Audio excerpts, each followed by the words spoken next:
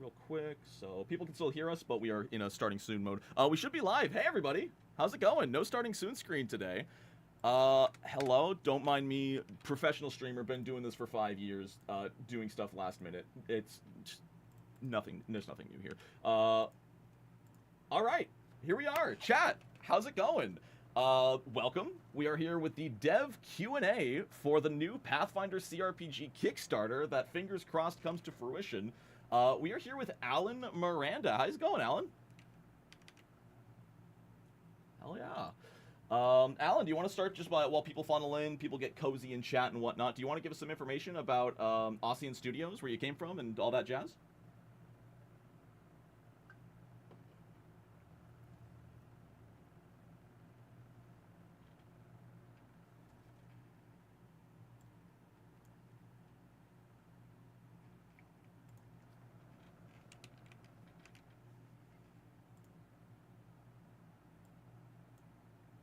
Mm-hmm.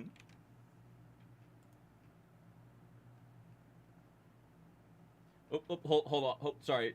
Pause for a second. I Yeah. believe I know what's going on. Yeah. Speak again. I think I had you on the wrong audio track, so chat heard absolutely none of that. Oh no. Okay. that is absolute classic stream jank. Should be good now. So if you want to start fresh, you got your free rehearsal in. How about Yeah, sure. let's do a test. Test. 1, 2, 3. Does everyone hear me now? Should be able to, as long as I hit the right button. Pretty sure I did. There's always like a 5-second delay on chat. Can hear. All right, Okay. take it away, Alan. We're set to go. Okay. Thanks, Nonat. So yeah, after working at BioWare for a couple of years on Neverwinter Nights and Baldur's Gate, I was a producer on those. I decided to come back to Vancouver from Edmonton and start my own RPG company, because I loved RPGs so much from the background of tabletop and playing games like Baldur's Gate. And we got into making a premium Neverwinter Nights module for BioWare called Darkness Over Daggerford.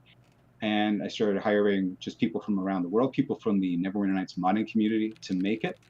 And so you actually met some people just like through the modding community of Neverwinter, huh? It really was, yeah. Like, the more people you talk to, the more people have recommendations. So I talk to someone, they say, sorry, I'm busy, but you'll want to talk to this person. And BioWare helped out too. They had mentioned some prominent modding community members. And from there, it just was spreading around to see who would be interested in working on this, who would be a good fit. And so we got together and made that game. And and managed to release it, and the Neverwinter Nights community was really happy for it. And then from there, we just continued making modules for Neverwinter Nights 2, Mysteries of Westgate. We worked on The Witcher for a time, but because of stuff that happened at CD Projekt, they canceled all their external development, and that was heartbreaking, unfortunately. Oh, darn. So nothing you did for The Witcher ever saw light of day? Or no, well, except for the name. Scars. It was The Witcher: Scars of Betrayal. It was an expansion pack for the first Witcher game. And yeah, after working on that for about a year and a half, everything got closed down, which was too bad. And we had other projects that didn't happen. We had a Neverwinter Nights 2 expansion pack and some other stuff. So eventually we came to making our own mobile game called The Shadow Sun. We decided to do our own kind of world, fantasy world, bit of grim dark, and it's an action RPG. And this is the dawn of mobile when we started. It was like 2010. And in terms of games for the platform. And we thought, we don't see a lot of RPGs on here, a lot of RPGs like CRPGs, a lot of depth and role-playing. So we decided to make that. And it took a bit longer than we thought, but eventually released it. And a lot of people liked it. And what was that called? Is that still available on mobile? Yeah, it is. The problem is we haven't updated it, so for newer devices can't necessarily get it. It's called The Shadow Sun. Gotcha. And it's on Android and iOS, so you could still probably get it in both places with some older devices. But yeah, that was a while back. That was in 2013, and we looked at doing other projects in the years after that. But eventually, it came full circle back to our original module, Darkness Over Daggerford, because I had sort of helped Beamdog ship their expansion. Baldur's Gate, Siege of Dragonspear. Oh, cool. So they sort of brought you on board to help out with the Beamdog Enhanced Editions? That's right. Trent really needed help with like a producer in there to help manage things and get the game finished. So I jumped in and said, because we're friends back from the BioWare days, so I helped out. and we pushed that along. And they eventually moved on to doing Neverwinter Nights Enhanced. And Trent was like, hey, can we release Darkness Over Daggerford as like a full product? And so I thought, well, okay, why not? I mean, it's been out, but we can do a lot of bug fixes, a lot of enhancements, do VO, more music. We made it, a much more comprehensive experience. So we did that and released it. And the reaction was great. I honestly was floored about how well that thing sold. Oh my god, yeah, I played, that was, Enhanced Edition was the version of Baldur's Gate I ended up playing about 3 years back. I played the original one when I was like 8 years old and could not understand any of it. But I went back to it, at the ripe old age of 27. Oh, I see. Adored that game. Yeah. It's a great game. I mean, you have the Baldur's Gate Enhanced Edition and you have the Neverwinter Nights Enhanced Edition. In fact, Beamdog did all these enhanced editions for Planescape Torment, Icewind Dale, and they did a really good job. So our module was for Neverwinter Nights Enhanced Edition. It sold really well. We followed up the next year with Tyrants of the Moon Sea, and that's also done really well. So, we really wanted to obviously continue with what we've been doing all these years, which is fantasy RPGs, and I really wanted to. I've always had this liking of miniatures and models and like toy soldiers that I played with as a kid with my dad. And so I thought, it'd be cool to make a game with that, because it's something that publishers always come to, game publishers, and probably in the entertainment business in general, come to you with, can you make something like this, but different, right? It's this classic line. And as I was thinking about it, if we make a game like this, it is the same, but it is got a different style. It's kind of a new twist, and I wonder how people would like that. And I saw that there's a huge tabletop following on Kickstarter and everywhere, that people are so interested in buying, scenery, miniatures. And I thought, well, maybe this will appeal to them, the crossover of those people who play video games. So we started working on this RPG with tabletop miniatures and looking like a little tabletop. And originally we were thinking using OGL, but but man, we dodged a bullet with that. Because you've been working on this about 2 years, yeah? Yeah, but there was a pre-production sort of idea stage before that even, and that's when we were considering OGL, but then we heard from I talked to John File. John File is the licensing director at Paizo, but before that he was the licensing director at WotC. So I had known John from those days, from talking, because we had communications with Wizards while we were doing stuff with Beamdog, and he was like, yeah, OGL, that stuff is really meant for tabletop pen and paper stuff, not video games. So we dropped it. But he said, there's always the option of doing a Pathfinder game. And I thought, well, that's a possibility. And, we looked into it, we started reading more about it, and I thought, okay, this is really cool. I like this. And so we decided to go down that route to make this little tabletop miniature game a Pathfinder game. That's awesome. Yeah, I mean, it's a niche to be filled, there is not, aside from Donsbury Days, that small little indie title, like, there is not a single CRPG out there using the PF2 rule set, which kind of blows my mind that it's taken this long, because the PF2 rule set, I think, lends itself to a video game style RPG experience. It's very similar to Divinity Original Sin, if you've ever played those games. Yeah, I have. With action points. Yeah, and it does seem that way. I agree. Yeah. So yeah, we've been implementing those rules. It's a lot. I'm just gonna shout out to Archives of Nethys, who really helped us with it. Yeah, because they're the ones who took the written rules from Paizo Pathfinder and converted them to a database format that they get to post on their site online. And we partnered with them to get that, so we converted their databases into our internal databases, which was a really big help. So thank you to them for their help with that. But even with that, it's a huge amount of work to convert tabletop rules to a game. And then it's a huge amount of work after that to tweak them to make it fun, because not everything on tabletop necessarily works in a video game. So it's a big endeavor to do that. And so you're wondering, there's not a lot of games. It's because it takes a lot to convert the rules, as opposed to just making a game and just coding whatever you want, with characters fighting on the screen. Yeah, and it's a lot more than, what I'm trying to say is, like, oftentimes converting can be more difficult than writing something from scratch. The rules were not designed for automated enemy actions and all of this stuff in a video game format. So finding and tweaking the right rules while maintaining the actual robustness and like Gloomfall said in chat, as long as it stays true to game mechanics while also having video game quality of life is a very hard balance to nail. Yes, and we are absolutely doing that. It was Paizo's philosophy that, yeah, you got to put the rules in, but it's got to be fun. The fun factor has to be there. You can't just put the rules in and it's not fun. And you can't just make it super fun but without the rules. There is a total balance to do there. And we really want to we want people to experience the Pathfinder rules in this game, in all the kinds of cool stuff, well, as much as we can put in, that they do on a tabletop session. But yeah, balancing it with actually making that fun and smooth to play, it's probably the top priority for us to do that. Yeah. Yeah, well, we've already gotten quite a few questions dropped in chat, so let's start with the first one, and I think it's a big one, and I don't know if you ever watched my video about what I want to see from Dragon's Demand, but it's a big community one. Is there any plan for mod support? Even anything that Ossian is not releasing or developing themselves, will people be able to have the tools to make and add it themselves? There's different levels of mod support, right? You can have mod support where you can go in and tweak some numbers, or you can have mod support where you can go in and tweak some visuals. And people have done this in past games for decades, where you go in and you can hack the files in order to do this. So there's that kind of modding support.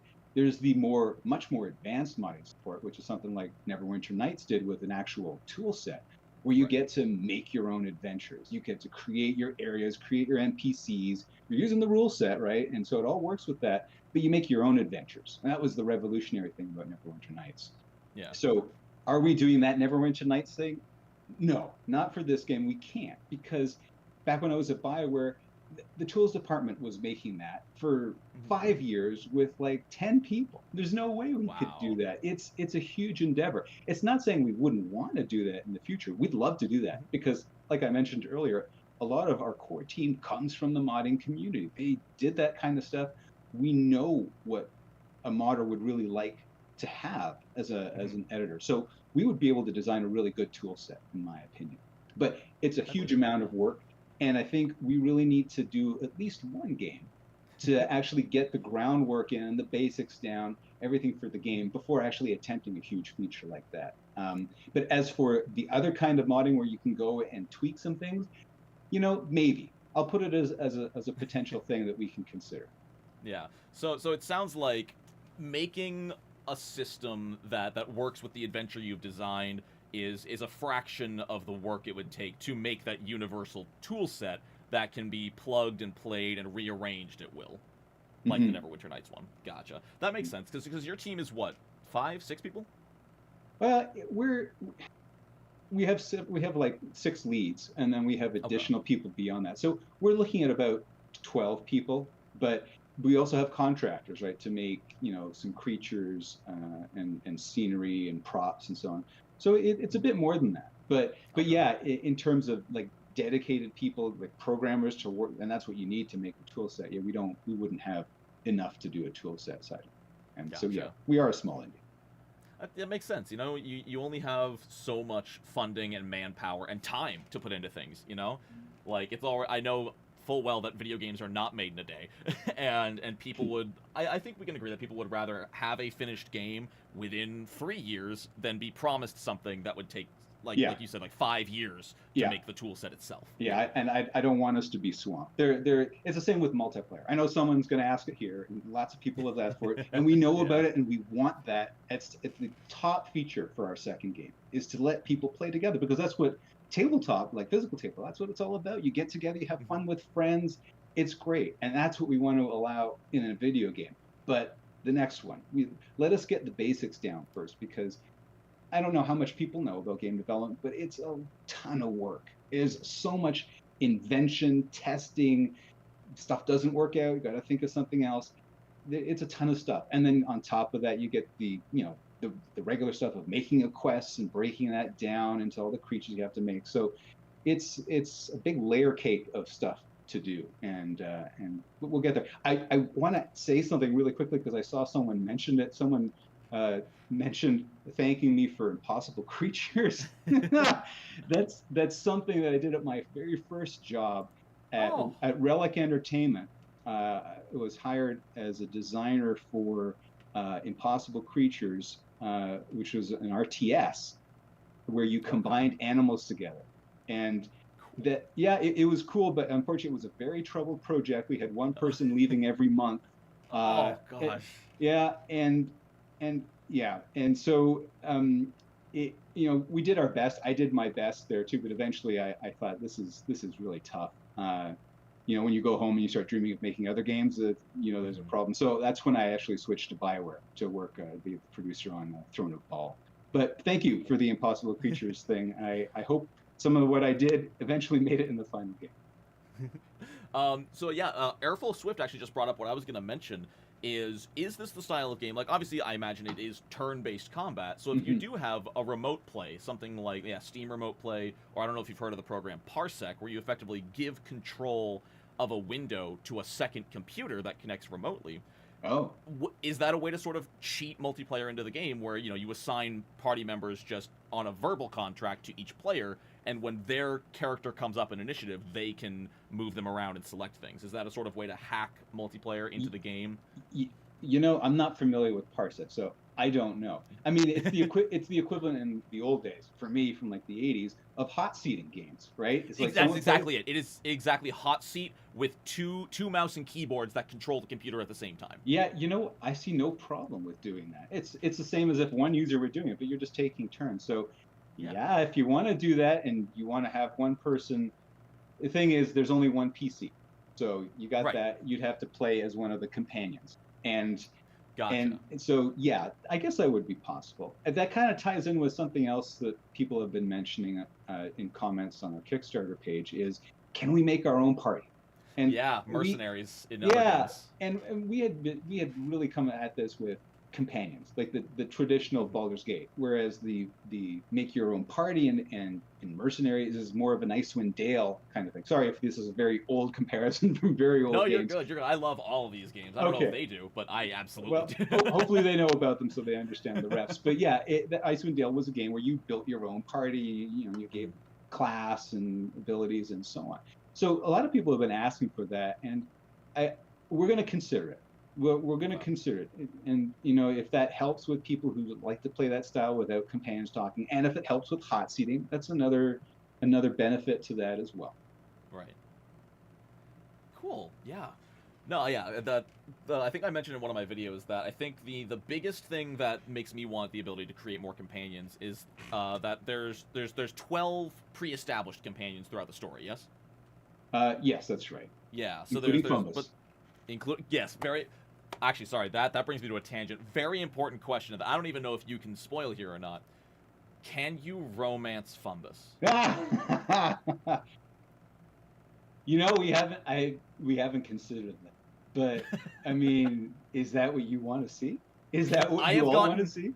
I have gotten multiple comments, some of which saying, like, you better be able to romance Fumbus in this game. Look, since we have the 7 ancestries, one of which is goblin, it means a player can be a goblin. I'm like, I don't know if Fumbus would be interested in non-goblin, but if it's a goblin, maybe it makes sense. Because I don't know how many goblins we'll actually have as recruitable companions. But if Fumbus is there and you're a goblin, I guess it makes sense to be able to romance. I would really have to talk to Paizo to see if because they're the keeper of Fumbus, to see if Fumbus is open to doing that kind of stuff, or is interested in doing that kind of stuff, or he really just cares about alchemy and nothing else. It's going to depend on them, but it's a cool idea. Yeah. I think people would even be fine if it was one of those, romances, quote unquote, where you just get very, very close to Fumbus as a character, help him in his alchemy, further his side story, maybe with an alternate ending to his side story or something, depending on how close you got to him. I have no idea how your romance system is going to work in the game, but I think people have loved Fumbus for as long as he's been an iconic. Yeah, he's a cute character, and I can totally, thinking about him more, I can totally see that if your PC is a goblin and an alchemist, though I don't know why you'd want to have 2 alchemists, but maybe that would be a really dynamite reaction with the romance. I Yeah. think. Well, I don't know. We'll see. Yeah, absolutely. Yeah. I'm guessing not every companion will be romanceable. Probably not. No. That makes sense. Yeah. Cool, but yeah, back to my original thing before I got distracted by Goblin Love. Was with only 12 companions but 16 classes. That means, yeah, no matter what your playthrough looks like, there will be classes that will not be playable throughout your entire playthrough. So not all party compositions are possible then. Yeah, that's right. You're gonna have to pick and choose, and you may want to swap companions during the adventure too. I mean, I'm the kind of RPG player that I have my companions. I like to stick with my companions, but it's possible that you run into challenges in the game there. Maybe you want to swap. And some of the stuff we're doing, I mean, you may have seen one of the stretch goals is for a player house, right? And yes, I thought with that was, not just a place to put your loot and other things, but also a place for your companions to hang out and companion wannabes, right? People you meet, and maybe they'll hang out there, right? Yeah, and so it makes it easier to recruit people as opposed to wandering into some cave where you met them, right, a long time ago. Maybe they'll go there. So you can have this pool of companions that you can access, and it might make it easier to change companions all the way through. So it doesn't mean that you won't have access to them. You can experience different companions if you want during the adventure. Yeah, it gives me the same vibes as like the original adventure of Neverwinter Nights in Act 1. There's that tavern. Every single act of Neverwinter Nights 1, there's a hub where all of the companions are recruitable. You can only have one in that game. Yeah. Or could you have more than one? I can't remember. It changed over time with their patches, and I think that's why I'm not remembering it. I think it was 2, but it may eventually have been 2. Might have been, yeah. But yeah, no, I did like that a lot about Neverwinter Nights. I mean, even though what's his name? It's not Devlin. The kobold. Oh, help me out here. Deacon. Deacon, that's the one. Even though Deacon is the only correct answer for a companion in Neverwinter Nights 1. It's cool that you can swap every act, or you can always go back and add and remove and all that. That's really, really cool. Yeah. Yeah. Oh, another interesting... Oh, go ahead. Oh, I was going to say, I see someone's question of, it's probably only Fumbus is the iconic in the game. It may not be. I can't say anything at this point. Ooh. So, right. don't think that it's capped at Fumbus. Okay. If I have any sway here, I'd love to see Ezrin, but that's just me. I just saw something that I wanted to... Oh, Zarok here, where, yeah, even if mercenaries aren't guaranteed, is there a possibility of a retraining aspect of the game to sort of still have whatever party composition you want, even if it wouldn't make total sense with the story, similar to Baldur's Gate 3, being able to retrain and change the class of the companions. Say you really want Fumbus in your party, but you're already an alchemist. Well, what if you made Fumbus a wizard? Even though the story wouldn't adapt to that change, it would allow that alternate party composition. Yeah, so to answer that, there's 2 things. One, it's the programmatic side, like the actual rules stuff. I talked to my lead programmer about that yesterday when we saw comments about this, and it's problematic. I can't remember the exact technical details, but it's a bit of a difficulty doing that, and so it was more our consensus that we probably don't want to do that. But it's not just the technical side; it's also the story side. We're going to write dialogue for all those companions that's centric to who they are and what class they are, and VO and their backstory and their personal possible quest. All that's catered to that. If you retrain them, all that no longer makes sense when you talk to them or do stuff, or maybe they can't even complete their own personal quest because they're no longer an alchemist and you changed it. So there are repercussions from doing that. It's preferable not to. I think it would depend on the person, though. Like, obviously, as the dev of your own game, absolutely. I think there are a lot of people who would sacrifice story cohesion for better gameplay, in their opinion. Yeah, but the side effect, though, is that we're going to get complaints, or we'll possibly get complaints that if we do that and allow it, and then people can do that, and then stuff doesn't make sense, they'll complain that it sucks because nothing makes sense anymore, and they'll come at us from that different direction that we should have handled that. I mean, how would we handle that? I think it's pretty simple. You know, if there is like an NPC you can talk to, once again using Baldur's Gate 3 just as the comparison, like Withers, if you allow the retraining, you can have a pop-up box saying like, warning, changing the character's class will not impact, like will not change their story, and certain cutscenes and dialogue choices will not make sense. Like, as long as you understand this, proceed, yes or no.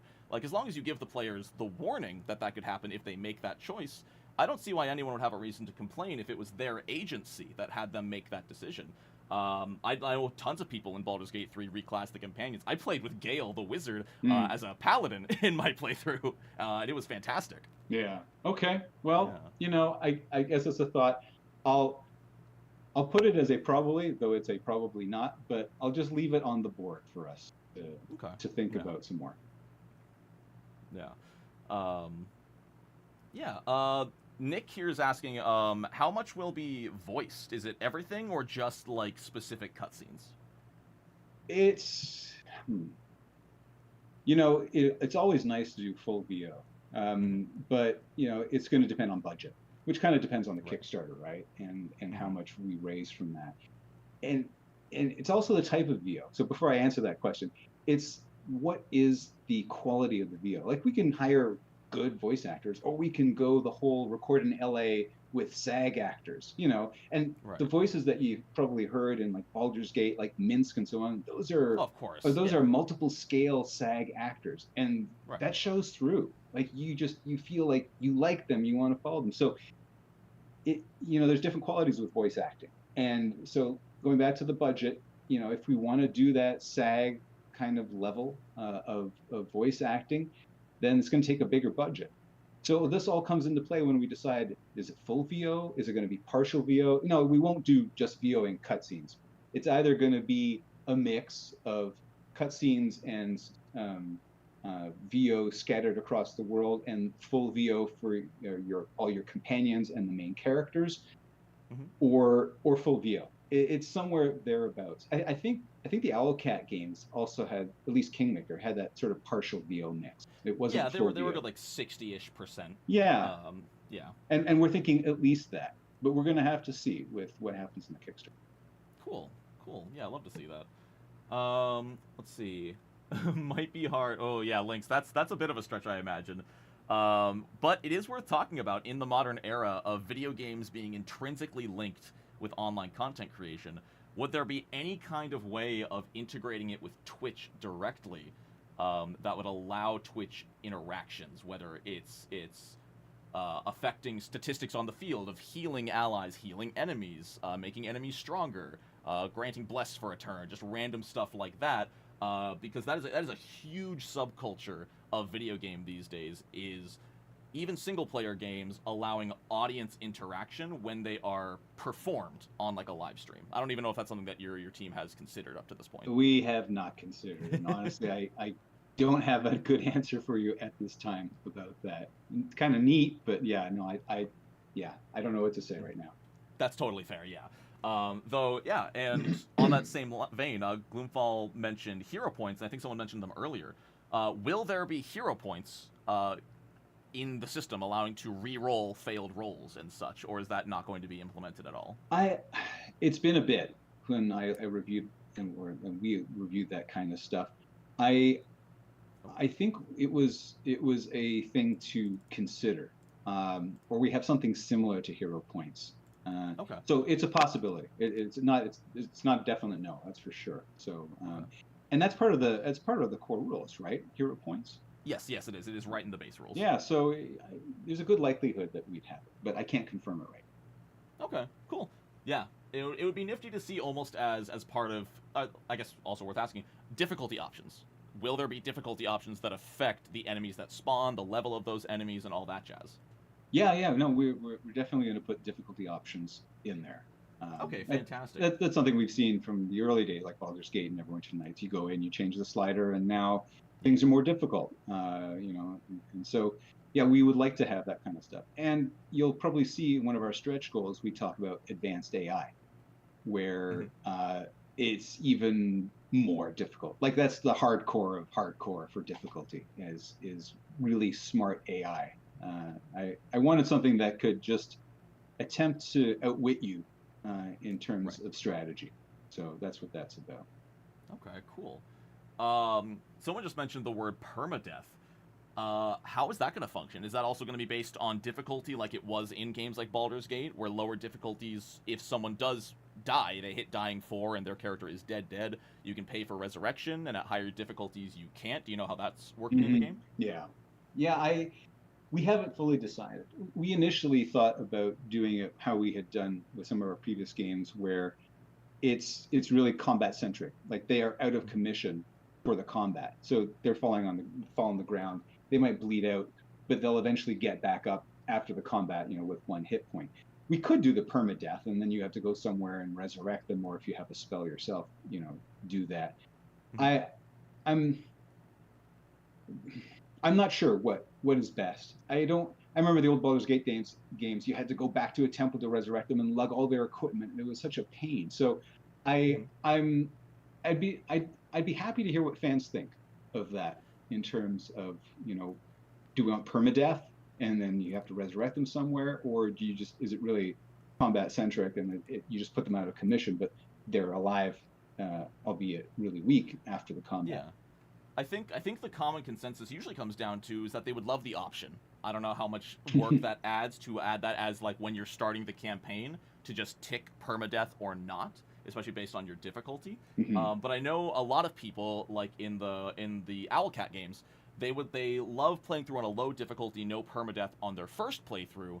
But then maybe if they play through it a second time, because replayability is really king these days, they might want that extra challenge, that extra risk, where they might lose a companion permanently and have to completely change their composition if they can't get that character back. Yeah, that makes sense. It could be something that's within the difficulty settings that it's a permadeath option. So yeah, that's something that's feasible to probably do.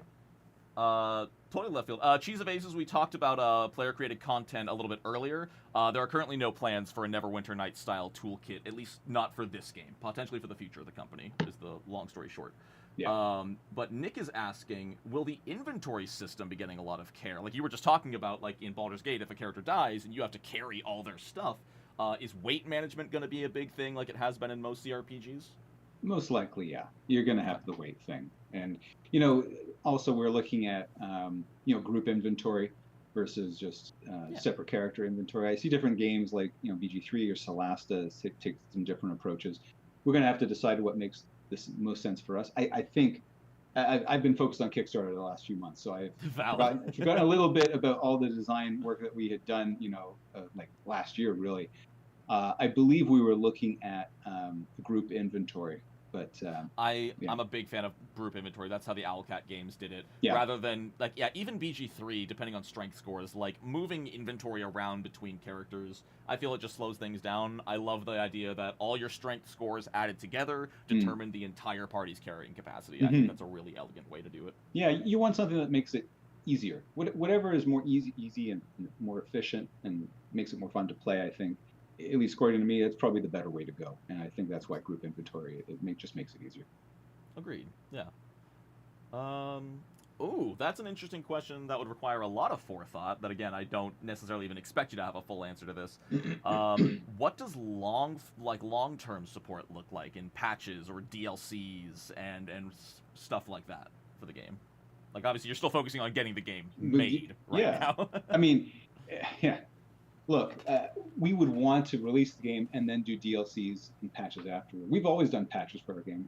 Our games are, aside from our very first release back in 2006 with the original Darkness Over Daggerford, all our games are pretty, I won't say bug-free, but Kevin, our lead programmer, really does a good job in creating systems that minimize bugs so you don't get crazy stuff happening. So, yes, and we've released patches for those games, and we release a patch for this game, whether it's for bugs or for additional features.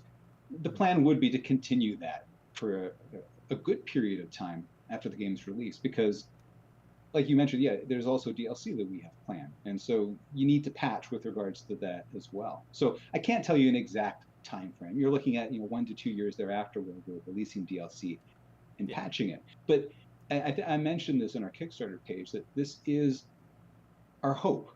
If we get funded, our hope is that we make this a platform.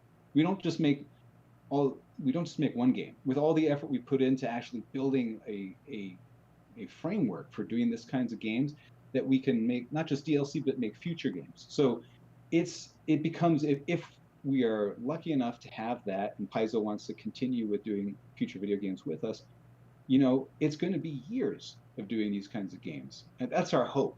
And so, we would have, a lot of community buy-in to see what they like, and creating new adventures that they may like, new games. Where do you want a next Pathfinder adventure set? That kind of stuff. So when you talk about support, ideally, we're looking at years, but we'll have to see. Right.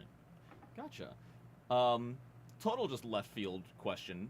What made y'all decide to remake a first edition adventure over doing something like, obviously Abomination Vaults is already being made, but one of the plethora of other second edition adventures that have been released over the last few years? I know you said you started 2 years ago in the development, but what made you pick Dragon's Demand over something like Age of Ashes? Yeah, it's not. There's a couple of considerations. So it's not just, is it second edition versus first edition? To me, the most important thing was story. Like, what is the adventure?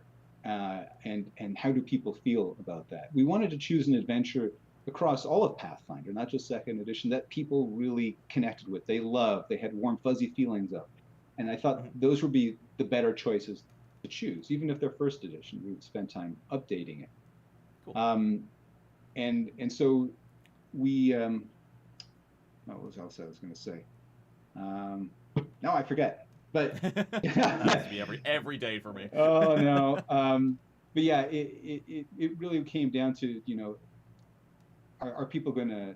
It's a story, really. I was gonna say something else, but for some reason I blanked it. So I'm guessing the length had a big thing to do with it as well. 1 to 8 is a lot less resources than a 1 to 20. That is it. Yes, that was it. It's the level. I wanted to choose a first level game. I didn't want something where we jump in at 5th level, 8th level. I want to make it easier for people especially people who've never played Pathfinder, right? All the tabletop players, D&D players who might be interested in the game because it looks like tabletop miniatures, who've never played Pathfinder, we really need to start them off at level 1. So that was a consideration when I searched. I went through all Paizo's site, all the mods, and they had to start at level 1. And this was one of them. And lastly, third point, it was a dragon. Everyone loves a dragon, right? So this is why we ended up choosing that as the adventure. Gotcha. Cool.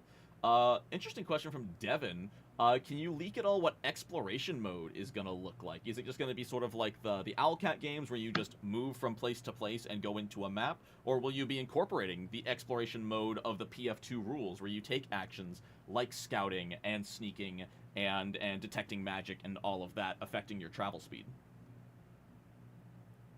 I will say it's going to be probably like Owlcat where you have areas and a map and you go between areas. But we do want to incorporate the skills that you have in the rules to be able to, uncover things. So I can't say what form that's going to take, but we are cognizant of that. We do want to incorporate that kind of functionality in there somehow. Gotcha. Okay, cool. Something that actually piqued me, it's a much later stretch goal. What was it? I'm just curious about the design philosophy and idea behind adding a party tactics screen. Isn't the player controlling all the characters? Yes. Okay, so I'll clarify that. So in the game, the player can control all the characters. But if they don't want to control the characters, they just want to control their PC, and they just want the companion to do their thing, because some players like that. They have AI, right? And there's a default AI that, it will be in the game, and, your fighter will rush forward, your magic user will hang back. There's logic to the AI of how different classes will work. Now, what the advanced AI screen does, it allows players to customize those rules. Now, I don't know if you remember from Dragon Age Origins, they had this screen. This is where we took it from, because it was a huge success with Dragon Age Origins. It allows players to customize that AI from the default to whatever they want. If and so that there's a huge benefit to doing that, because then it opens everything up to exactly how players want to play, how they expect their companions to react. Because sometimes people say, that thief shouldn't be doing that. I want them to do this. Well, with that screen, they'll be able to do that. Gotcha. cool. That's a cool little thing for a stretch goal.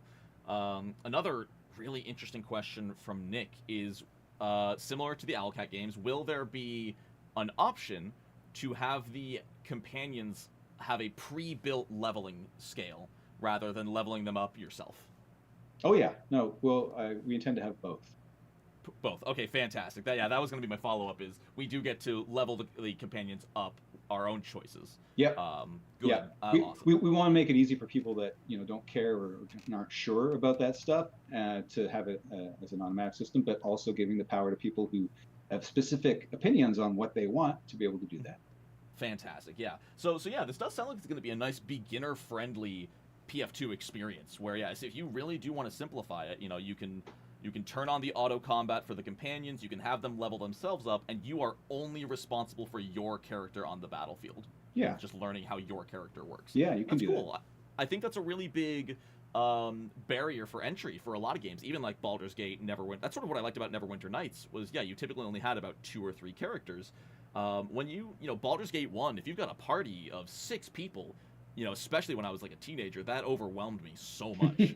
Like, trying to keep track and level up and customize every character in a massive party can be a lot, especially if you aren't fluent with the system. Yeah, and I think BioWare eventually found that having this auto level up with future games and other games I've seen since just make it easier for people to do to have the game automatically handle that. Cool. Interesting question. One thing that I brought up in my top 5 things I'd love to see video. Any plans, not even necessarily at launch, but as like DLC or a patch update to add any of the official variant rules like dual class? I'm guessing not free archetypes, since archetypes themselves are a stretch goal. But like Ancestry Paragon to get more feats from your ancestry, stuff like that. I'm not sure, honestly. Gotcha. Yeah, as I mentioned before our thing started, I am kind of Mr. Rules light. So when it comes to the nitty-gritty on that, I'm not entirely sure, honestly. Gotcha. No worries at all. Absolutely. Let's see. Oh, actually, that's a really good one from Lynx. Will the game, and again, this is another rules question, so apologies. Will weapons in the game be using the +1/+2 and striking system of PF2, or is the game more so possibly going to default to the automatic bonus progression system, where you get those +1s to hit an extra damage die at specific character levels? I'm not sure. You're good. I'm sorry. I'm not sure. I would have said the first one that you mentioned, but I wasn't aware of that second one. So the second one is a variant rule. It's not the base default. I see. Do you know anything about what magic items look like in the game yet? Look like in terms like of as in like is it called like a +1 striking rapier in the game? That was my assumption from what we were talking about. Is that kind of thing. Coming from a D&D background, I'm so used to your +5 Holy Avenger, right? That's kind of what I was thinking for this. And if that's what the core rules are and not a variant, we'll likely be sticking with the core stuff. Okay, cool. So you're still going to be finding +1s and stuff. Yeah.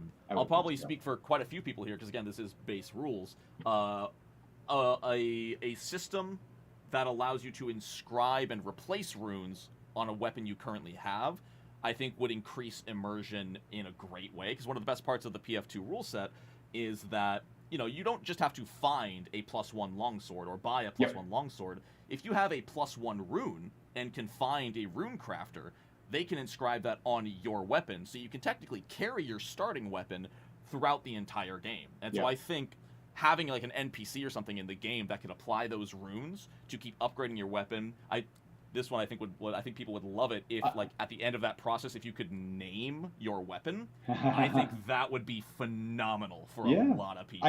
I can't see a problem with naming your weapon, really.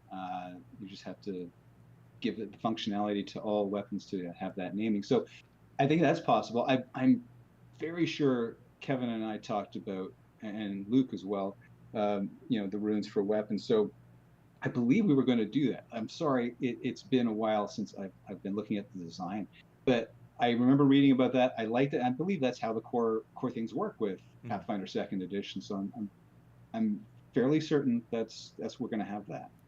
Fantastic. Yeah, it'd be another great like gold sink as well. You know, people in CRPGs, they're always and just most video games in general. We want things to spend our gold on. You know, if we're finding gold during the adventure, even if it is something like naming a weapon or transferring runes or whatever, or even superficial things, having things to spend your in-game currency on just feels amazing as a player. Like you earned the money, you want to spend it, and spending it in ways that are not just necessarily making you stronger, if that makes sense. No, yeah. And Luke, our lead designer with Skull, is really good on that. He's been playing RPGs since the Gold Box days. He knows this thing. He's not just a great writer and designer, but he really takes a lot of time in balancing the world economy. So, you know, you're talking about having a pile of gold, you know, in your inventory. He's going to really design the game so that you can have things to spend it on, and pacing for the amount of money that you have. I mean, you don't want 1 million gold pieces at the start of the game. So he's gonna lay all this out, and he should be making it a great experience for everyone when it comes to that. Fantastic. Love that. This is a cool one from Nick. Do you know if areas in the game are going to have set levels with set encounters, or is it going to be scaling to the party's current level?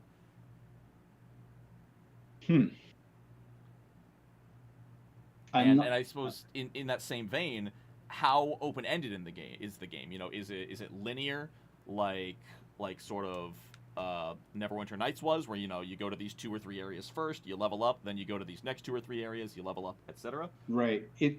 Okay. Well, I'll answer that second question first. It's not linear, except for the very beginning. The very beginning of games, it's always best to be linear because people need to gain their bearings. But once you are, and Bellum's going to be, you know, a good-sized town to explore. But once you start exploring beyond Bellum, in the Dragonfen and the Verduran Forest and the Verduran Fork, you can go where you like. So it's more like the Baldur's Gate style, where you start just exploring in different directions versus linearly going along a path of the critical path. So it's not that. It's exploration. And for me, I'm a big fan of that. That's why I love Baldur's Gate 1 so much.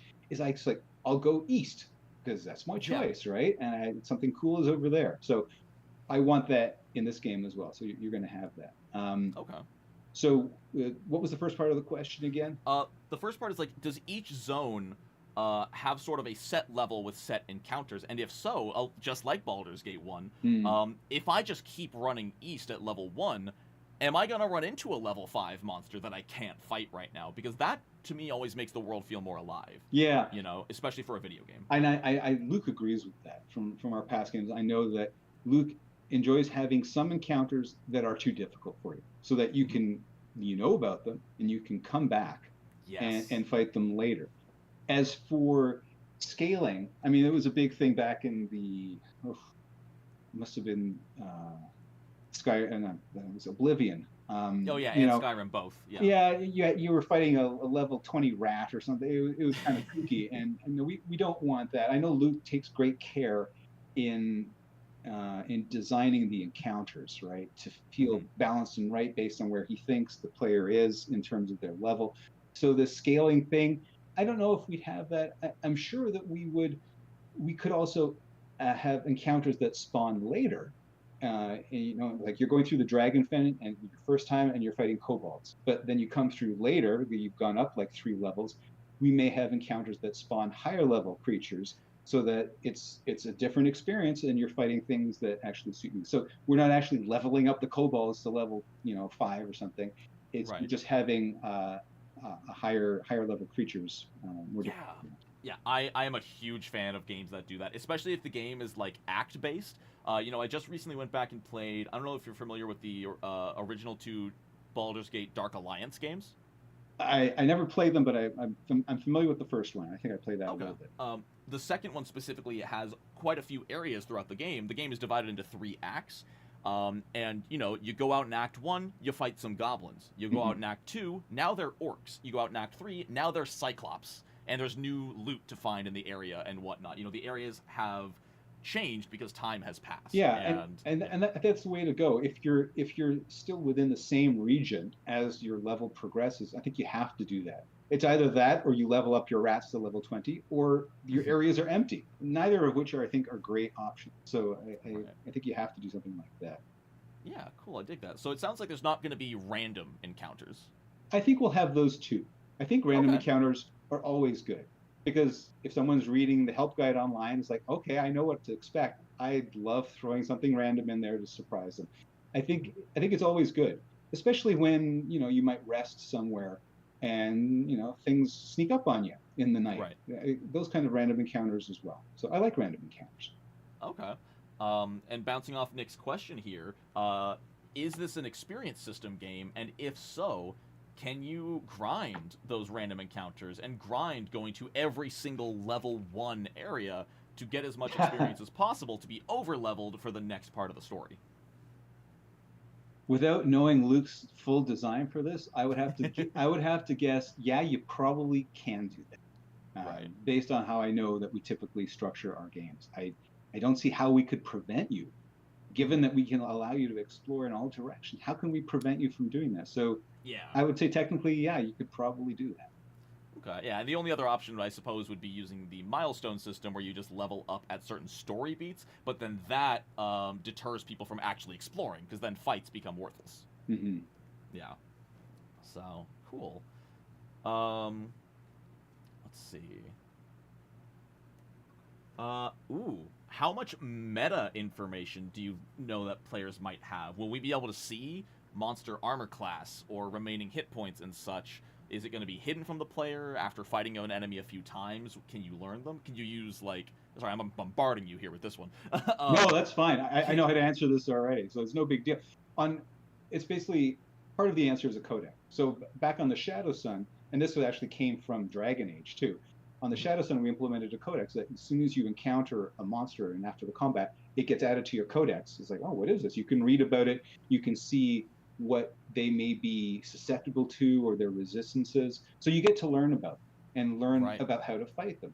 As for real time, what's happening in combat, yeah, you'll be able to see where their health is at, what effects are on them, and so on. So you should see that kind of stuff. Unless there's something I missed that you were asking about that I haven't answered. No, but I was going to follow that up with... So it sounds like you'll get that information after you beat them.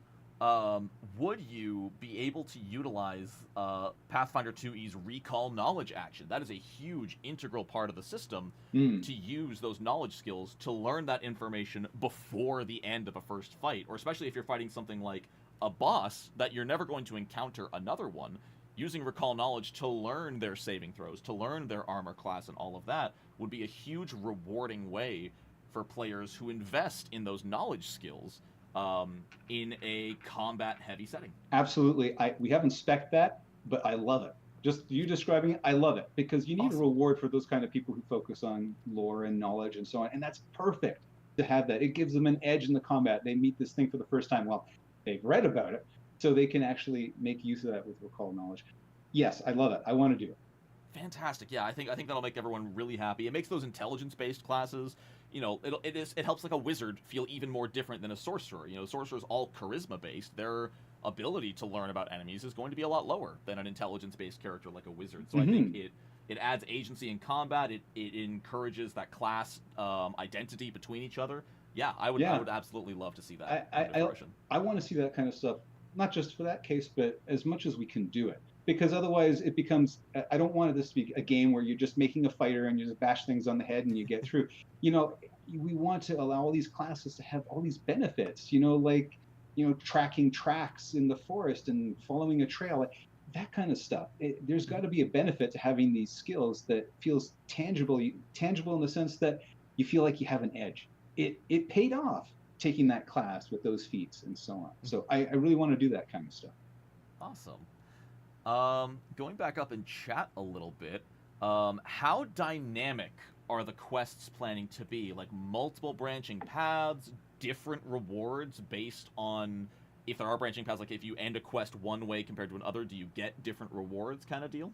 And I guess most importantly, are there going to be non-combat routes for some quests? Yes, yes, and yes. Fantastic. We'd love to hear that. This is how we've always done our quests. Even since, like, when we did Darkness Over Daggerford, I wrote several quests, and they have different endings.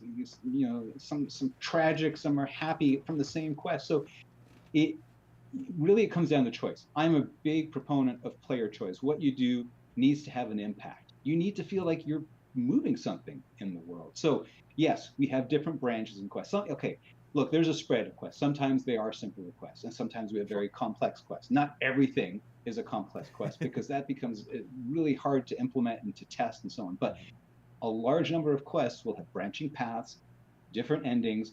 We can have how you do complete a quest affect another quest. And this is something we picked up when we worked on The Witcher. CD Projekt was really big on this cause and effect design philosophy. You do something over here, okay, that's great. But because you did that, 2 hours later in Act 3, you get bitten in the ass because of that, because someone hates you, right? And that's great. It rewards the player. It makes them feel like they affected the world, and the world affects them back. Yes, and it's all from their choices, and that's really important. Their choice has to really feel like they're changing the world, they're making a difference, and the world is reacting to them. So yeah, we want all that stuff in the game. That's great to hear. That is fantastic to hear. Gloomfall, very interesting question. Do y'all have a dedicated rules consultant on your team? It's a deep system, you know. It's complex. Like I know you have Nethys, which is very nice to have on hand. Yeah, I mean that's for the database. As a person, a consultant. I mean, they're called Paizo, right? So you are working directly with Paizo. It's not just a Paizo endorsed project. Well, look, I mean, when you become a licensed Paizo partner, right, you get to interact with people at Paizo. If you for approvals, they have to sign off on creatures that we make. But it's beyond that. We talked to Mark Moreland and other people there that in terms of James Jacobs. In terms of running our design, we write quests and stories, and they give feedback on it. So we can get knowledge-based questions from them if we have a problem. If we're having tons of questions every day, obviously Paizo can't handle that. Yeah. But we can probably handle that side ourselves with our two programmers who are working on that, as well as Luke, our designer. So I'd say it's pretty much handled when it comes to the rules. Very cool. Very nice to hear. And it's cool to hear that Paizo is signing off on story choices, to make sure it fits in with Galarian and the world that they have crafted with what you're writing to add to it. Yeah. I like that a lot. That gives me a lot of confidence. Yeah, I mean, they want to make sure that this is a faithful Pathfinder experience, and we want that too. It's got to be that way. We can't make a game, slap Pathfinder on it, and then, it doesn't feel like a Pathfinder game. That would just tank the game. There's no way we would ever want to do that. This has to feel like you're in Galarian, and so yeah, you're going to get that Pathfinder experience. Yeah, and I hate to use them as an example of what you just said, but yeah, I forget even the name of the game. It was that Vampire Survivors Pathfinder style. Gallowspire Survivors. I couldn't even remember the name of the game. It has Pathfinder on the name, and you play as a class fighting zombies and junk, but the game just wasn't Pathfinder, I haven't played it. I honestly can't comment on it. But all I can say is that's not what we're doing here. We are so into the lore. We were like this with our D&D games. We researched a ton. Luke reads all kinds. He's a writer himself, but he reads tons of D&D and the lore books. I think it's important that even though some players won't know it, like me when I played Baldur's Gate 1, I didn't know everything on the Sword Coast. So, I wasn't there going, well, they didn't mention this or didn't mention that. It's okay if people don't know, but for the people that do know, I think it's really important that you bring in all that lore, because then it does feel like a real adventure. It does feel like a novel that they read. It's important. And I mean, you see this with the rewards I had with the coins. Like I really wanted our rewards to tie in with the world, and that's why we made the Absalom coin. So I hope that's an indication that we do want to go to the degree that we want to really emphasize the Pathfinder lore for people. It's got to feel like that authentic experience. And yeah, and I'm sure there's that goal that hopefully the game does well enough that it starts reaching people beyond just the core Pathfinder audience. I'm sure you still want to make just a good standalone CRPG. Oh, for sure. Absolutely. Yeah. And yeah, if you want to reach that, the core audience needs to enjoy it as well. I'm honestly really familiar with that myself in my YouTube content, where I need to please the people I know are going to watch my content for YouTube's algorithm to possibly recommend it to more. And so it's that really, really difficult balance as well of making sure the core audience gets what they want and gets enough out of it that they recommend your game, while also making it approachable and enticing for those outside of that core audience. Yeah, exactly. You have to hit those high notes of what cool things Pathfinder fans like within Pathfinder. But you also have to make all that accessible. You can't make all these references that are cryptic and make no sense to non-Pathfinder players. We have to shape it so that it's accessible, and so that all these people who have never played Pathfinder but have played other tabletop games get to experience Pathfinder and go, wow, this is cool. I like this location. I like this lore. I like this history. It's really cool. And it's those people that we can get to draw in. I don't say convert, but they become fans of Pathfinder and not just the game. Yeah, I mean, look at Baldur's Gate 3. There's so many people playing that game who have never played D&D a day in their life, you know? Yeah. Absolutely. Yeah, sure. Yeah, I don't mean to keep comparing you to Baldur's Gate 3. It's just the most universally applicable comparison when talking about anything. It is, and I totally understand that. It's sort of the modern big RPG right now, so it makes sense to refer to it. I mean, if we were having this conversation 4 years ago, I'd be comparing it to Neverwinter and BG1. I'll be honest. So same idea overall. Yeah. Let's do what time are we looking at? Let's end this with one final big question that I think a lot of people want to know. What does downtime look like, as well as what can you do possibly during it? Is there time for crafting and learning new spells and earning income or whatnot like that?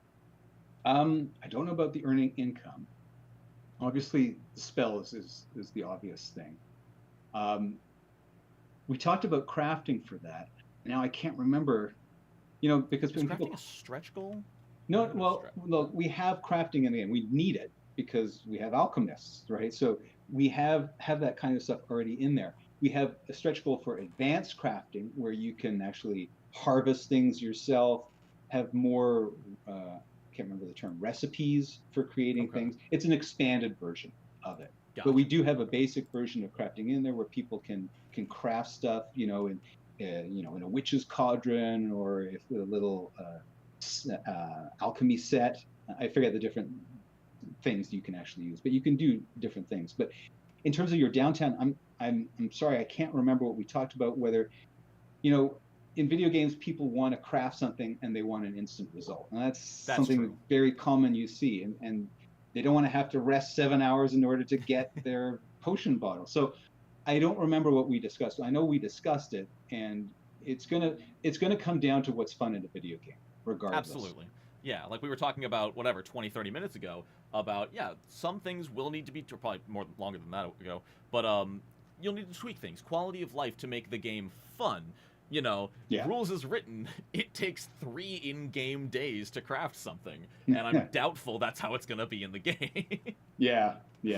We probably don't want that. Gotcha.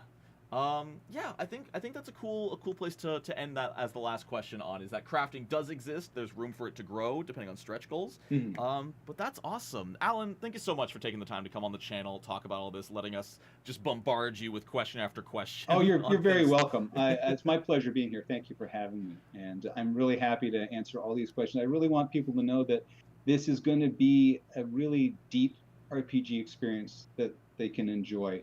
Of the kinds of games that we've developed and I've worked on previously, like Baldur's Gate and Neverwinter Nights, and they should have a lot of fun with it. Yeah, I'm definitely looking forward to it. I hope everyone in the chat is as well. Do you have any closing statements? Anything you wanted to say for all these folks at all? Only that, we're making this game because we love making RPGs, but we're making a game for RPG players out there. We want you to be happy with this RPG experience. And so if you're really looking forward to a cool CRPG that's deep and with miniatures, which is a new twist on it, and Pathfinder, second edition, remastered rules in case people have missed that, then please back us on Kickstarter. We really want to make a really great product for you to play and have fun with. Does the project have a Discord server for like a community that can like interact with y'all and ask questions and whatnot? We don't have a public one accessible at this time, but we will. You will. Okay, fantastic. Love to hear that. Awesome. Well, hey, thank you again, Alan, for coming on. Thank you, everyone in chat, for coming out and asking questions. I really, really love getting to to mix, you know, companies with creators with audience, that's one of my favorite parts of this job. So awesome. Thanks y'all so much for showing up, and have a wonderful night. Thanks you again, Alan. Thank you. All right.